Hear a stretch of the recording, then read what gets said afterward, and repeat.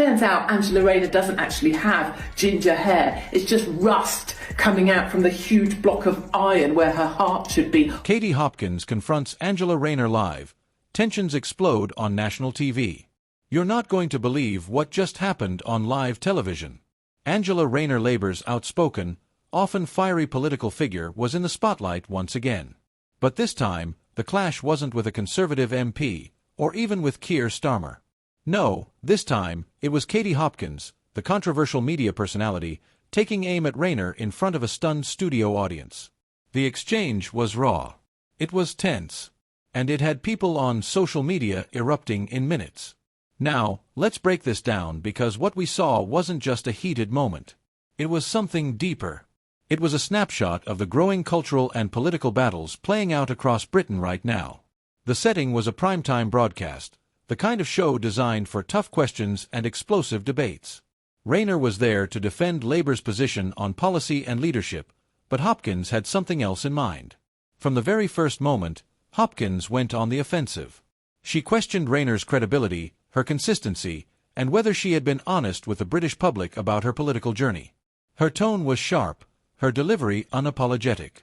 And then came the moment that lit up the crowd. Hopkins leaned in and said, "The country wants straight answers. They don't want polished spin. They want to know who you really are, Angela." The studio fell silent. All eyes on Rayner. Now, Angela Rayner has never been one to back down from a fight. She fired back, defending her record, pointing to her working-class background, and reminding the audience of the battles she's fought inside and outside of Parliament. But Hopkins didn't let up. She pushed harder, framing Rayner as someone who, in her view, had traded authenticity for ambition. The reaction was immediate. On social media, clips of the exchange spread like wildfire. Some viewers cheered Hopkins, writing things like, "Finally, someone's asking what we're all thinking." Others rushed to Rayner's defense, saying, "This is why Angela connects with real people, she doesn't back down." And that's exactly why this moment matters. Because it wasn't just about two women clashing on TV. It was about two very different visions of politics, one rooted in populist provocation, the other in Labour's attempt to prove it still speaks for ordinary people. Let's add some context here. Angela Rayner has been one of Labour's most visible faces, especially since taking the deputy leadership. She's known for her direct style, her sharp tongue, and her refusal to sugarcoat her working-class roots. For many supporters, she's a rare politician who gets it. But for critics like Hopkins, Rayner represents something else, what they see as Labour's attempt to polish its image while still struggling with deep internal divisions. And when those two forces meet on live TV, sparks were always going to fly. Journalists were quick to weigh in. One political commentator noted, "Hopkins thrives on provocation. Rayner thrives on confrontation. Put them in the same studio, and you're guaranteed a moment that will trend." And trend it did. By midnight, hashtags with both women's names were in the top 5 on UK Twitter. But here's the bigger question. What does this mean for Labour? Because every time Rayner is dragged into these kinds of public showdowns, the party's image gets tested. To her supporters, she comes across as authentic and relatable. To her critics, she appears combative and sometimes inconsistent. And Labour, under Keir Starmer, is desperate to project unity, professionalism, and readiness to govern. That's where the tension lies. Hopkins, whether you agree with her or not, has a knack for exposing cracks in her opponent's armor. And on that stage, she managed to put Rayner in a position where her answers mattered as much as her tone.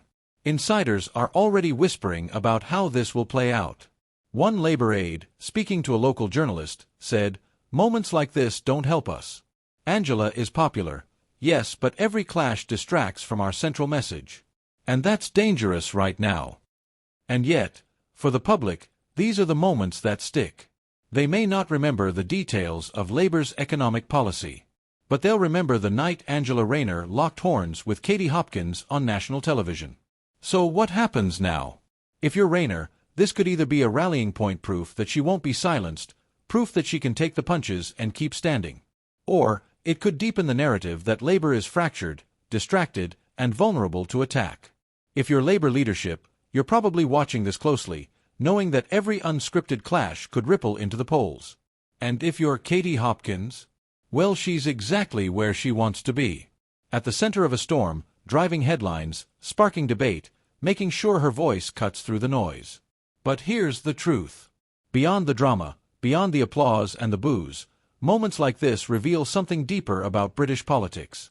People are hungry for authenticity. They're tired of scripted answers. They want passion, conviction, and honesty, even if it comes with sharp edges. Angela Rayner embodies that for her supporters.